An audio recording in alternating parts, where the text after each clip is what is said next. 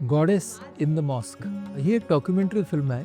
दशावतार ही जी पारंपरिक कला आहे कोकण पट्ट्यामधली, त्याच्यामधल्या कलाकारांची एक कहाणी आहे. अब्दुल नादाफ नावाचा कलाकार.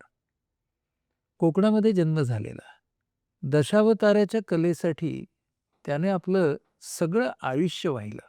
त्याला ज्या संघर्षांना तोंड द्यावं लागलं, त्याची कहाणी या चित्रपटात आहे. स्त्री भूमिका करणारा पुरुष. त्यामुळे तो आणि त्याची कुटुंब व्यवस्था याच्यामध्ये झालेला संघर्ष. तो आणि त्याचा समाज याच्यामध्ये निर्माण झालेले तणाव.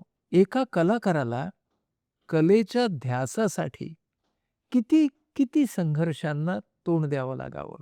आणि ही कला पण अशी रांगडी, त्या मातीतून आलेली, फक्त कलेबद्दलची आस्था, ती ओढ, ह्या बळावरती गेली अनेक वर्ष कसा तगून राहिला आहे हा कलाकार.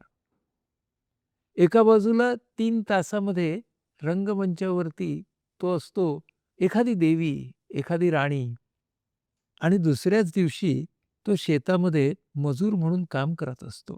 जगण्यातली ही विसंगती, हे संघर्ष, आणि एका व्यक्तीची नव्हे, त्या संपूर्ण कलाकार गटाची ही वृत्ती त्या अडचणींवरती मात करण्याची आणि तगून राहण्याची अत्यंत प्रभावीपणे दाखवणारा हा चित्रपट आहे.